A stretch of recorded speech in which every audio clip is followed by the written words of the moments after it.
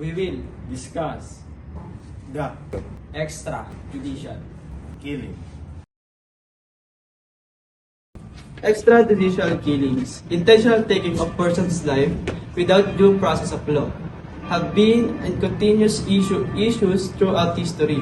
This act, frequently committed by state authorities or state-sanctioned groups, creates serious offense of human rights and undermine the fundamental principle of justice.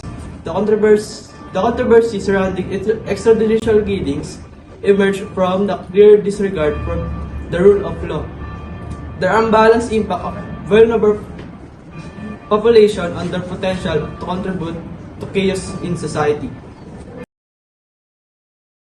Extrajudicial killings are disturbing issues that can arise in various contexts, particularly during the times of war when civilians, prisoners of war, or members of opposing groups often become targets. In these chaotic environments, the breakdown of legal and moral order can lead to widespread human rights violation.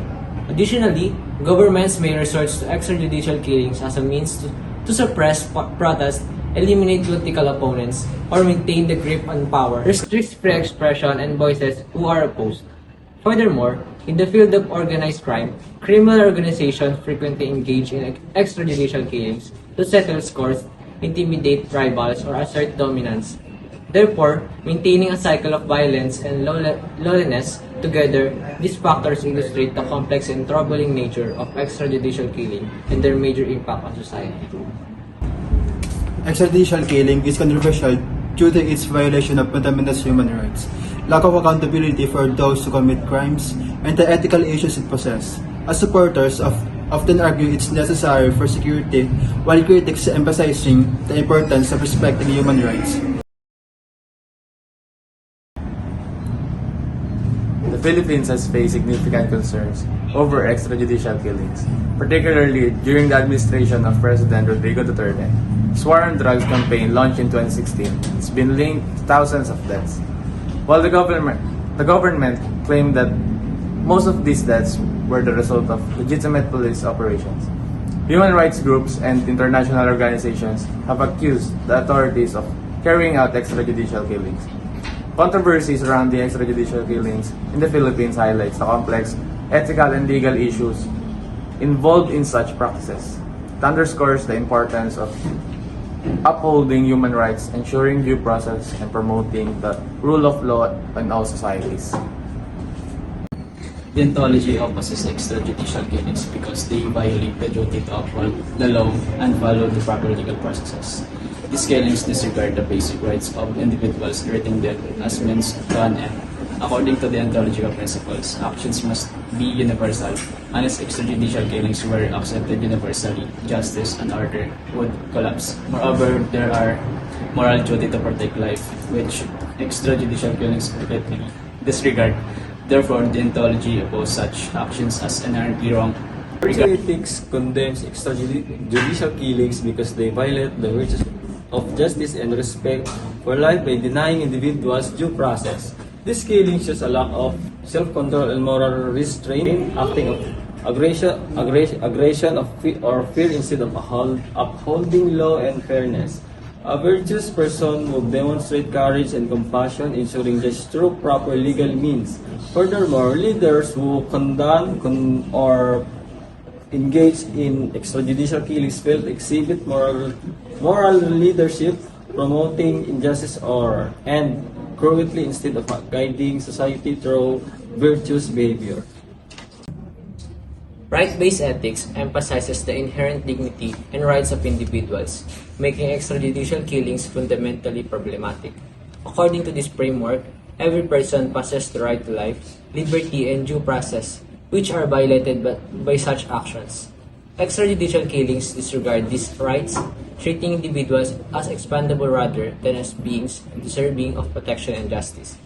Moreover, a right-based approach advocates for accountability, meaning that those responsible for extrajudicial killing should face consequences for their actions. Ultimately, right-based ethics demands that we prioritize human rights and uphold the rule of law, rejecting extrajudicial measures that undermine these core principles. Care ethics oppose extrajudicial killing because they violate the moral of responsibility to care for vulnerable individuals. The killing harms relationship within the families and communities, disregarding empathy and compassion. Power of imbalance are exploited with the powerful neglecting their duty to protect the weak. So, extrajudicial killings have profound negative impacts on human rights and justice, including the violation of the right to life loss of other rights, damage to the justice systems, social and economic consequences, and international implications. When the right to life is not protected, other rights such as the right to freedom of expressions, assembly, and associations become more valuable. An environment of fear and intimidation can lead to censorship and depressing impact on civil society. Extrajudicial killings may also restrict investigation into other crimes as witnesses may be afraid to come forward. Public trust in law enforcement and justice system can be seriously harmed, leading to social unrest and political instability. These killings can also negatively impact economic activity and development, causing tremendous suffering for victims, families, and communities. On the global level, extrajudicial killings are human rights law can lead to international accusation and punishment. A country with a history of extrajudicial killings may suffer damage to its international reputation.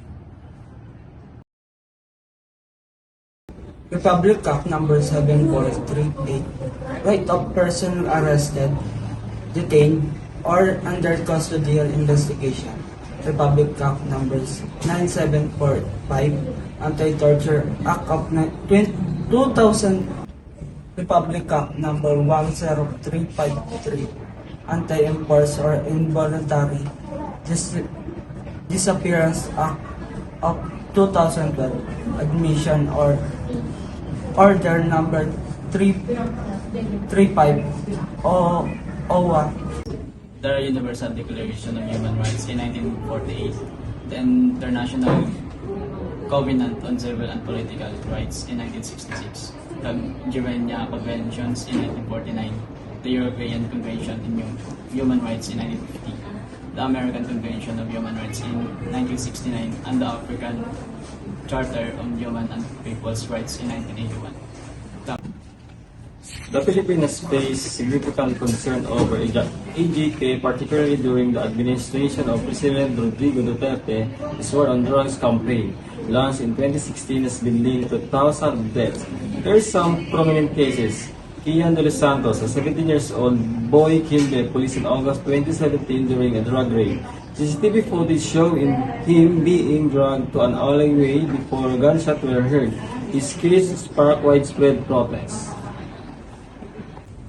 Reynaldo de Guzman, a 9-year-old boy who was abducted, tortured, and killed in 2017. His body was found with multiple wounds, including a gunshot wound on the head. Edgar Allan Mabilog, a mayor who was killed in 2018 in alleged shootout with police despite having surrendered to authorities. Represent a grave violation of human rights, eroding the foundations of justice and rule of law in societies around the world. They represent use of such measures, whether in the context of state-sanctioned actions or by criminal organizations, reveals profound ethical, legal, and governance issues that transcends border. The cases discussed, particularly those in the Philippines under President Duterte, highlight not only the immediate consequences of violence but also the longer-term societal impacts, including Philosophical frameworks such as utilitarianism, care ethics, virtue ethics, deontology, and right-based ethics uniformly condemn extrajudicial killings, emphasize the moral imperatives of justice, empathy, and respect of human dignity. Upholding these principles is crucial for restoring public trust and fostering a climate where all individuals can exercise their right without fear of retribution. Lastly, combating extrajudicial killings requires a concerted effort from governments, civil society, and the international community to promote the rule of law, protect vulnerable population, and cultivate a culture of respect for human rights. Only through such a unified approach can societies hope to break the cycle of violation and rebuild trust in their institution, ensuring justice for all.